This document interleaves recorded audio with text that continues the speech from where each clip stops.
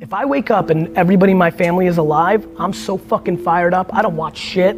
I don't listen to shit. I'm so grateful. Fuck yeah. Positivisme, perspective et surtout de la patience. Ce qu'on vient d'entendre, c'est exactement ce qui a inspiré puis ce qui inspire encore aujourd'hui mon aventure dans la Vivi Like Comey Family. C'est donc avec le cœur puis la passion que je vous embarque avec moi pour un autre épisode du Vivi Frog Show.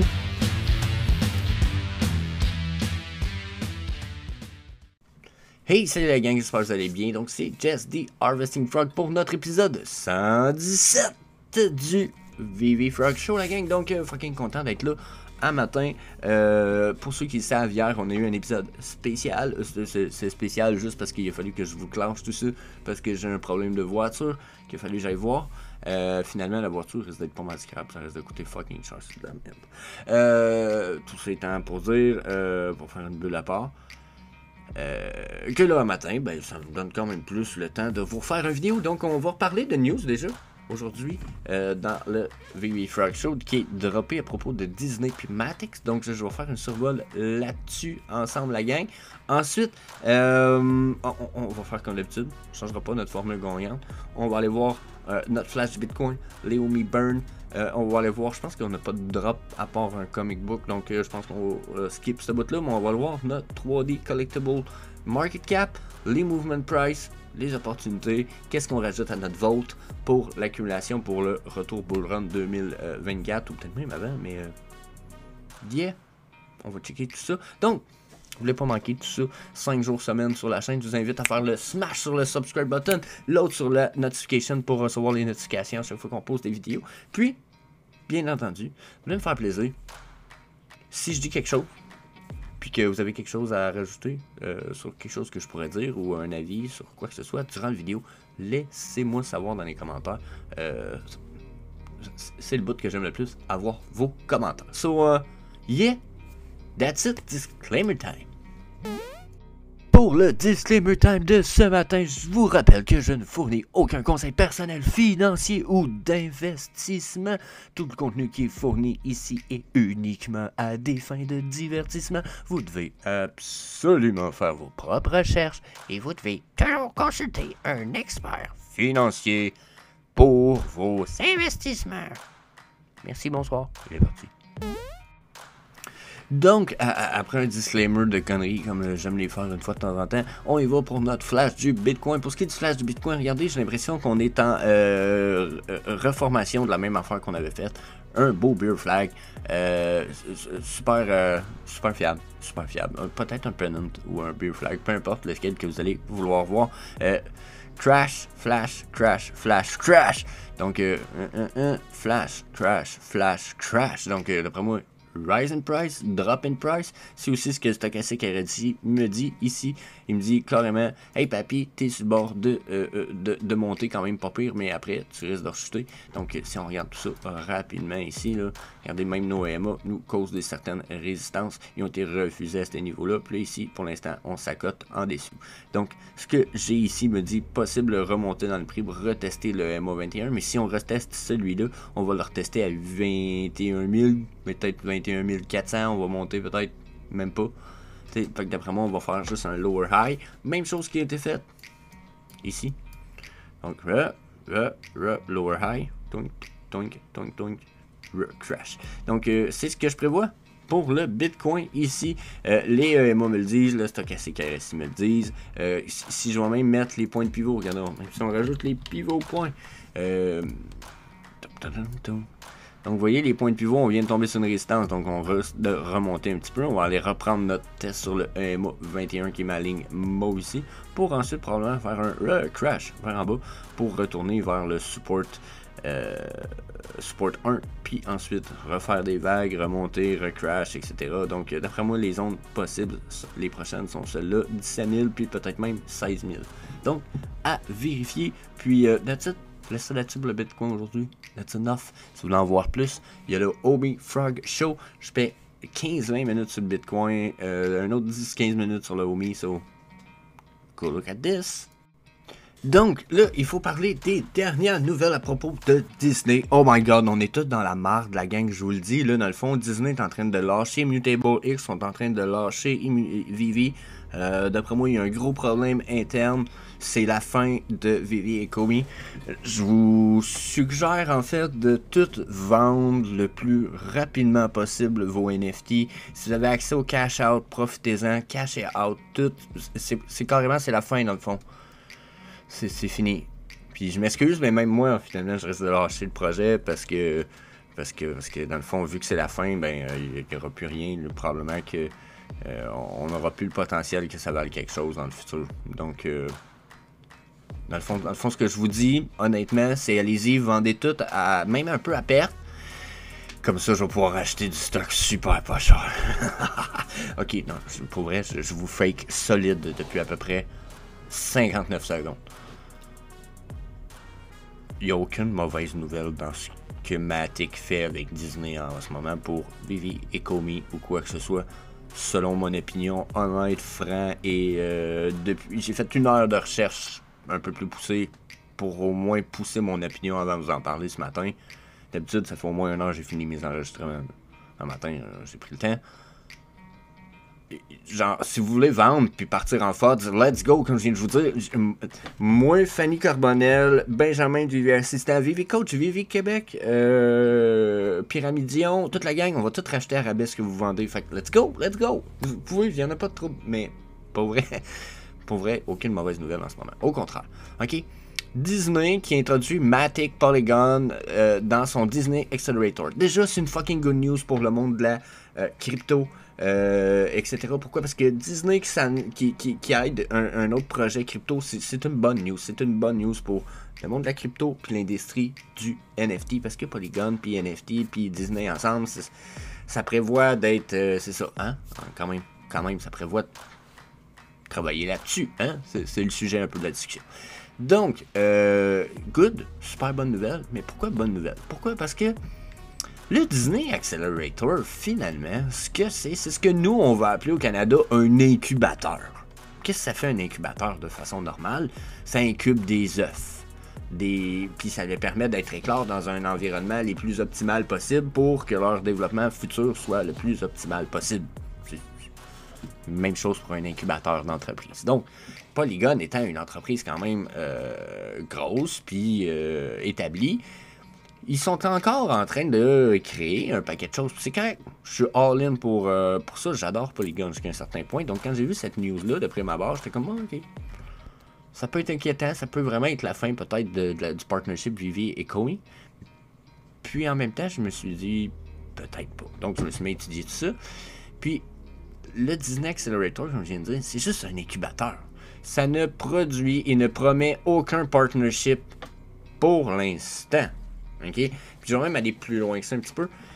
Il y a une compagnie qui a fait de quoi avec eux autres depuis 2017, puis on n'a pas vu encore de jeu sortir 5 ans plus tard avec cette entreprise-là, qui est une entreprise qu'on va aller voir plus tard. Vous la connaissez toutes parce que dernièrement, justement, ils font quand même parler d'eux avec certains jeux épiques.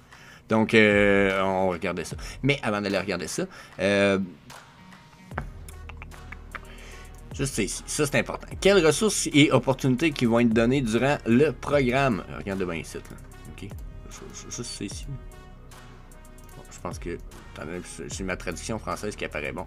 L'accélérateur de Disney fournit aux entreprises participantes un capital d'investissement. Ils fournissent de l'argent, ils font. Ok, c'est ça le Disney Accelerator Incubator. De prime abord, c'est ça. Ça fournit un capital d'investissement, un accès à un espace de travail partagé sur le campus créatif de Disney.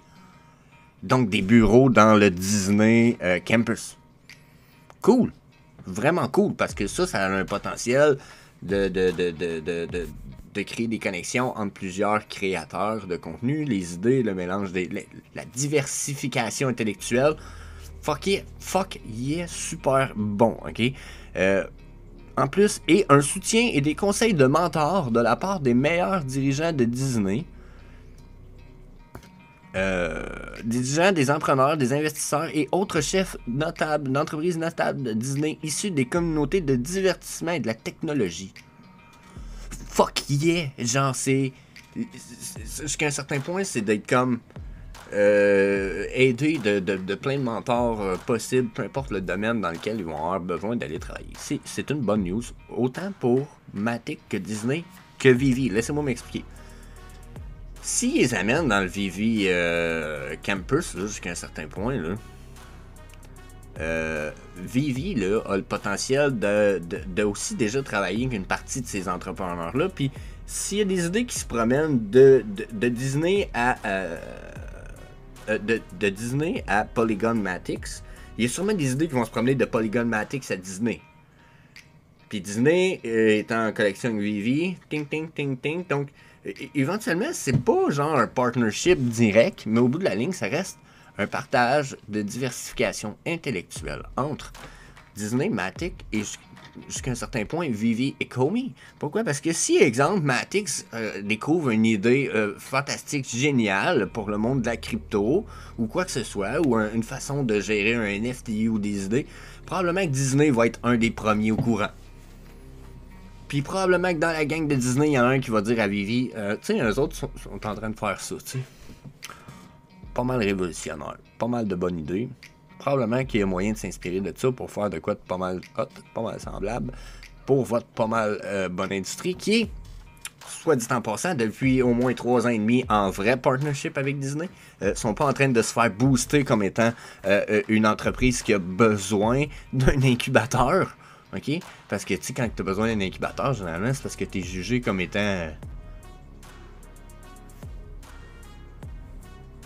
pas évolué peut-être, ou pas, ton progrès est peut-être pas encore, t'es encore jeune, t'es encore c'est ça, t'es jeune, c'est correct, c'est pas un problème d'être jeune, mais Vivi a pas fait partie du Disney Accelerator, puis ils sont déjà en partnership, puis ils font déjà pas mal d'argent, le partnership est payant. Donc pour moi ici, aucune mauvaise news, ok? Ensuite, je vous dis, il y a déjà une entreprise que tout le monde connaît qui va faire partnership, puis qui a fait partnership avec Disney dans leur Disney Accelerator. Tu sais bien ça. Vous allez tomber tout de suite. Bam! Tout le monde reconnaît le logo, hein?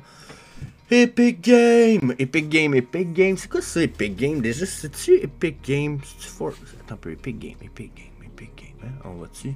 On va aller voir ce que j'avais. Hein? Je voulais en parler de ça durant le Omni Frog Show, puis j'ai oublié. Epic Game, Epic Game. Ils ont fait quoi comme... Fortnite, Rocket League, juste ça, c'est de la merde, juste ça, c'est de la merde. Donc, on a Epic Games qui ont fait Disney Accelerator en 2017.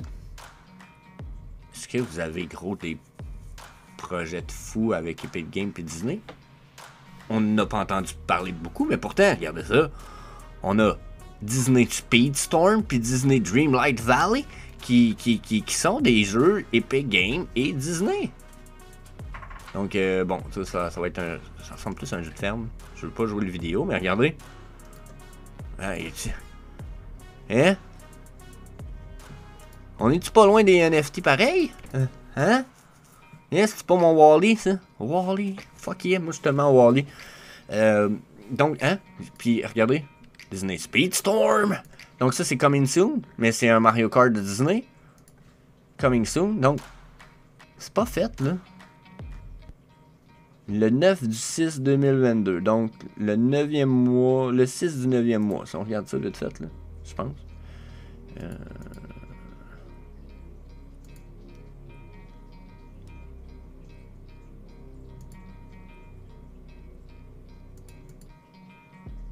Donc, je sais pas trop quelle date, je pense que c'est septembre, octobre. Je sais pas le 9 si c'est équivaut le mois ou l'année, mais regardez, puis pour les Macs, celle-là, je sais pas pour l'autre.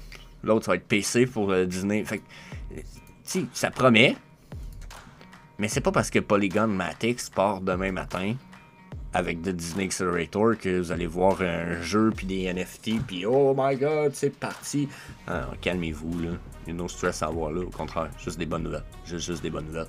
Disney qui s'associe avec une blockchain pour les aider. S'ils font ça, là, pour vrai, là, c'est bien plus pour recueillir des informations. Puis pour voir comment fonctionne une entreprise blockchain pour les aider à fonctionner et à gérer tout ça pour C'est bien plus une collecte d'informations pour vrai qu'une aide.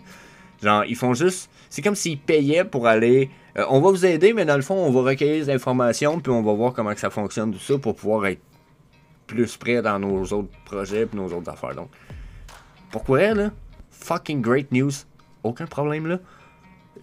Si, genre, vous voyez du monde capoter, faire du FUDs, ne les empêchez pas. Faites juste fermer vos crises de gueule.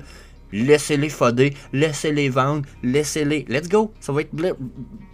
ça va être liquidation time. On va acheter plus bas. That's it, that's all.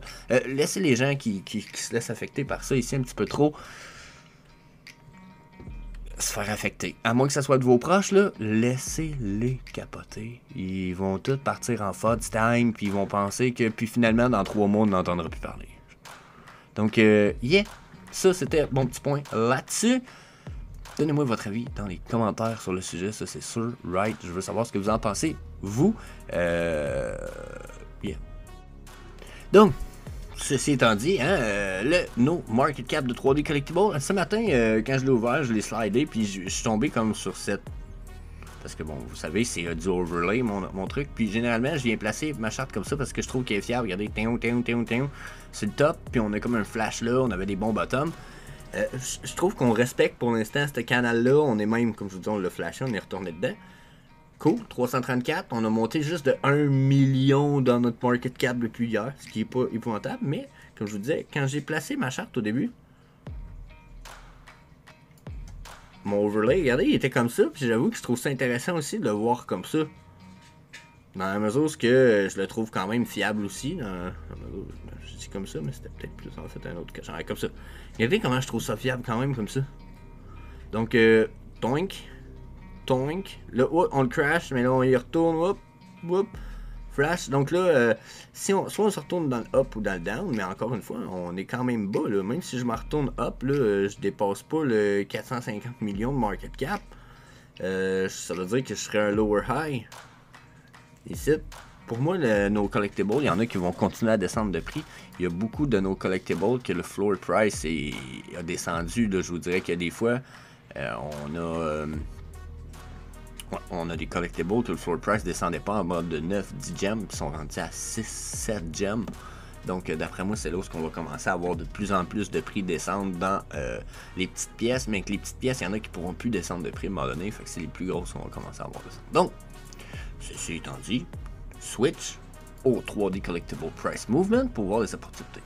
Donc, first of all, on va aller voir les rise in price dans nos pourcentages de bas de page 1. On dit 14,77, 15% en bas de page 1 pour nos pourcentages en montée de prix. Donc, pour l'instant, étant plus haut que le 11%, je me dis on est probablement dans une remontée de notre market cap très léger, mais une remontée. On va voir surtout par rapport à la drop in price. Voyez-vous, on est du 14, puis là, ici, on est du 11,5%. Donc, 14, 11,5. Donc, les prix sont stables. Ça reflète ce qu'on vient de voir sur notre market cap. C'est ce que je venais de dire aussi. Regardez, à 6,2, là, ça, c'est des pièces qui descendaient pas très bas à un moment donné. Puis là, tout s'est mis à descendre tranquillement, pas vite, de plus en plus bas. Donc, d'après moi, c'est ce qu'on va continuer à voir pour les temps à venir. Là. Oh my god. 103. Oh my god, c'est fucking pas cher. Donc, yeah, justement, on va checker nos opportunités. Donc, sur le 24 hours, on a juste du 24% en top de page 1. Les opportunités sont quand même pas débiles mentales. Hein? Mais bon, Marty's Overboard 49, me semble. Ah, c'est ça, j'allais dire, il me semble qu'il a descendu plus bas un petit peu il y a pas longtemps. C'est cool, mais justement, j'ai l'impression que le MCP, puis le OOP, puis tout ça sont pas prêts d'arriver. On a le cash out, le MTL, puis le KYC, pas le ouais, le MTL. Ouais, on a le MTL parce que c'est le cash out finalement. Fait qu'on a tout ça qui est arrivé, mais là, les autres bonnes news qu'on va avoir, là, à moins d'avoir Pokémon ou des gros drops, comme j'ai déjà dit dans les semaines passées, je vois pas quelle news qui pourrait vraiment nous aider à remonter dans nos prix, genre en fou raide. Donc, pour moi, là, on est encore parti pour une downtrend tranquille. On va avoir des remontées dans tout ça, mais je pense qu'on est sur une downtrend. Deadbeat Dysfunctional 103, par exemple, wow, ça à ce prix-là, probablement que c'est une des plus belles pièces que vous pourriez pogner. Pour son all-time low, en plus, c'est fucking nice.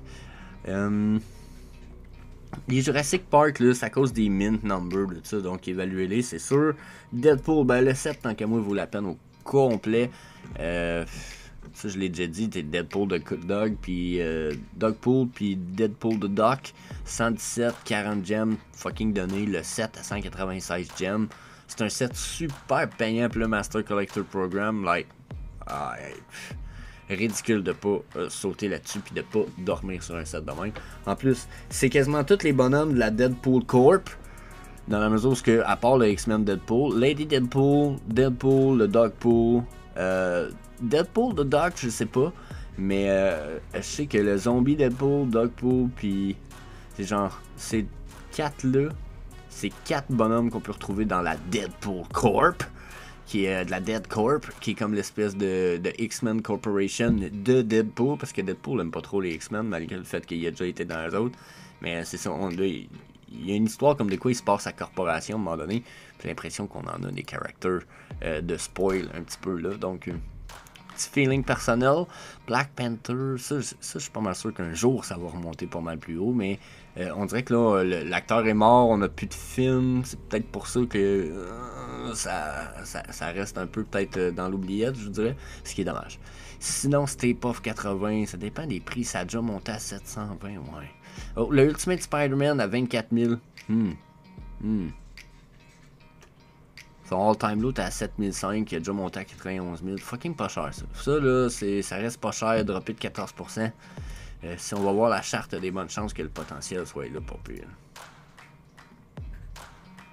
Ouais, on est bas, là. On est bas à comparer de ce qui a déjà été. Même s'il a déjà été plus bas dernièrement, il faut avouer qu'à 17 000, c'était plus intéressant. Il aurait peut-être la peine d'attendre, parce que là, on fait des lower high. Fait que ça vaudrait peut-être la peine d'attendre les supplies continuer d'augmenter. Fait que j'attendrai, je pense. J'attendrai. Belle opportunité, mais à attendre. 59 pour Emmeline Pankhurst. Oh my god, j'ai dit tout croche. Pankhurst. Bon, 59, pas cher, son all-time low. 43 Harley Quinn, pas cher non plus. La Philip 10. Lightyear, il est fucking cool, là. Lightyear. Joan of Arc, belle opportunité. Les Coca-Cola, encore une fois. Là, il y a une affaire que je réfléchissais aussi par rapport au marteau. Puis on a beaucoup de pièces de Marvel qui sont des espèces d'objets magiques du Marvel Universe. Est-ce que vous pensez que c'est dans le but un jour que dans le Universe ils soient wearable puis que vous pouviez les utiliser sur vos avatars avec certains avantages? Moi je pense que oui. Puis j'aimerais savoir ce que vous en pensez dans les commentaires du vidéo. Juste en dessous. So, yeah. Ensuite.